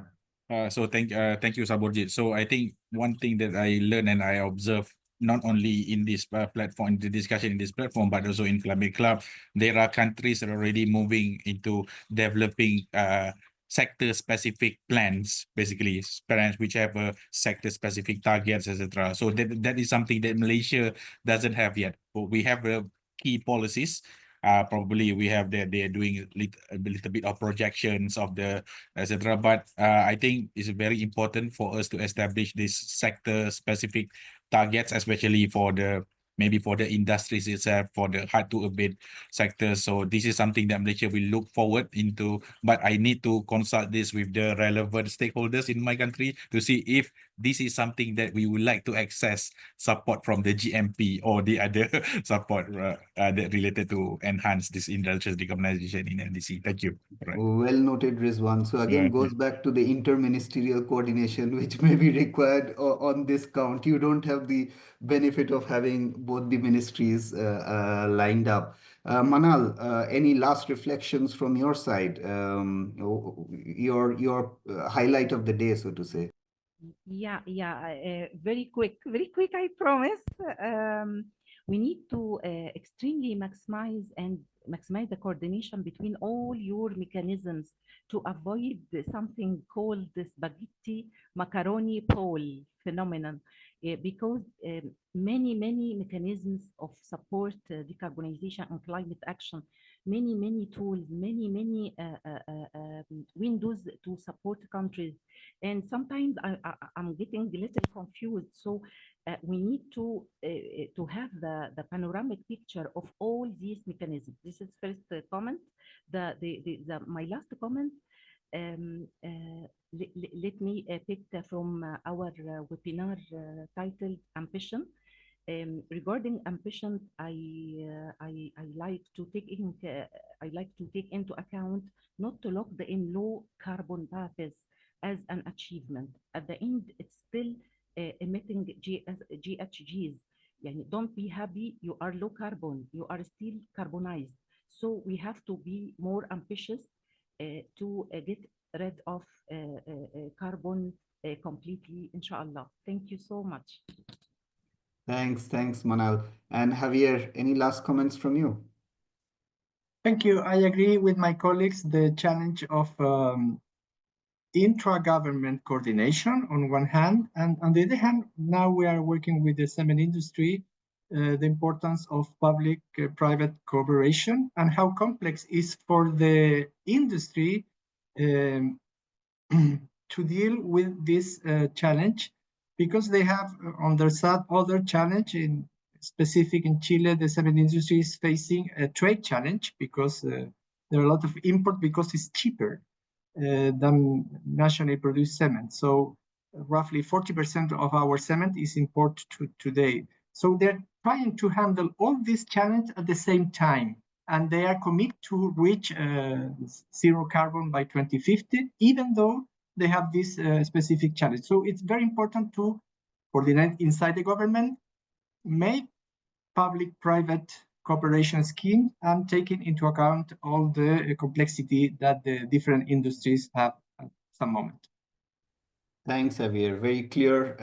And, I think it's a very good note to kind of close this segment on. Thank you all four of you for your candid reflections and, really thoughtful remarks. I'll hand back to my colleague Andrea for taking us to the closing round of the discussion. Thank you so much, Sarbajit. Maybe before I do that, if I can ask all of the participants that were here today just to put their camera on, just to have like a nice, so I can address you all. That'll be very nice, and we can also have a nice, maybe family photo. But with that, yes, our webinar concludes for today. And as you know, we have covered a lot of ground together in almost 2 hours to the minute. From how the global matchmaking platform can enable partnerships to support industrial decarbonization actions, to the role of industry in delivering the climate agenda and how SIF's industry decarbonization program can support. We also heard from UNDP and the offer of assistance through Climate Promise, as well as from UNIDO and the support from the Net Zero Partnership for Industrial Decarbonization. We also heard from World Bank on the SMAP program. And last but not least, from the IEA and the recently launched policy toolbox for industrial decarbonization. We also had a great discussion and heard unique perspectives from our distinguished guests from governments from Chile, Egypt, Malaysia, and Uruguay, and how each country's context is different, and there is no one-size-fits-all solution on approaching industrial decarbonization and industry actions in NDCs. So thank you all again. This was a fantastic conversation, and thank you for sharing all your perspectives and insights. I would also like to thank again the host of this webinar, NDC Partnership, as well as our co-organizers, UNDP Climate Promise, UNIDO Net Zero Partnership for Industrial Decarbonization, and the Global Matchmaking Platform. And then finally, just a few words. I would like to highlight that we will feature this topic in a few upcoming webinars as well, which are kindly co-hosted and co-organized by UNFCCC and the Industrial Transition Accelerator, starting with one focusing on the MENA region on the 30th of April, then following one focusing on Africa on the 6th of May, one on Asia on the 8th of May, and another one on Africa on the 13th of May. But please follow our socials on the Global Matchmaking Platform, as well as all our partners for more information when these webinars are gonna happen. Thank you all again, and have a great rest of the day.